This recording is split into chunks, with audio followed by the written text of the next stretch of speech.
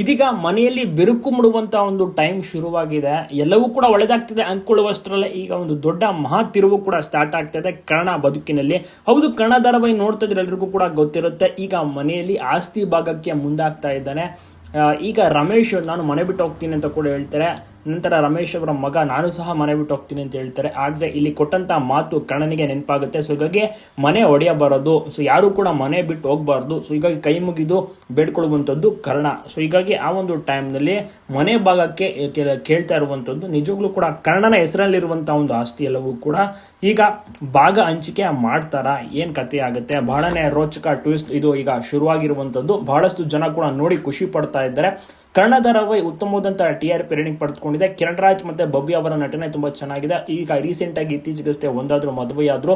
ಅದಕ್ಕೆ ಕಾರಣ ನಿತ್ಯನೇ ಮುಂದೆ ನಿಂತು ಮದುವೆನ ಮಾಡಿಸಿದ್ದು, ಮನೆಯವರಿಗೆ ಸತ್ಯ ತಿಳಿಯುವ ಹಾಗೆ ಮಾಡಿದ್ದು. ಸೊ ಮುಂದೆ ಕೂಡ ಒಳ್ಳೊಳ್ಳೆ ಬದಲಾವಣೆಗಳು, ಒಳ್ಳೊಳ್ಳೆ ಟ್ವಿಸ್ಟ್ಗಳು ಕೂಡ ಶುರುವಾಗುತ್ತೆ. ಮದುವೆ ಆಗಿದ್ದು ಈಗ ಕರ್ಣನ ಒಂದು ಜೀವನದಲ್ಲಿ ನಿಜವಾಗ್ಲೂ ಕೂಡ ಒಂದು ನೆಮ್ಮದಿ ಸ್ವಲ್ಪವೇ ಕಡಿಮೆ ಆಗ್ತಾ ಬರ್ತಾ ಇದೆ. ಸಂಕಷ್ಟದಲ್ಲಿ ಕರ್ಣ ಸಿಲುಕಿಕೊಳ್ತಾ ಇರೋದು. ಯಾಕೆಂದ್ರೆ ಅಲ್ಲಿ ರಮೇಶ್ ಕುತಂತ್ರ ಎಲ್ಲವೂ ಕೂಡ ನಡೀತಾ ಇದೆ, ಜಾಸ್ತಿ ಆಗ್ತಾ ಇದೆ. ಆದ ಕಾರಣ ಇಬ್ಬರನ್ನ ದೂರ ಮಾಡೋಕ್ಕೆ, ಅವರ ನೆಮ್ಮದಿಯನ್ನು ಹಾಳು ಮಾಡೋಕ್ಕೆ ಈಗ ರಮೇಶ್ ಮುಂದಾಗ್ತಾ ಇದ್ದಾರೆ.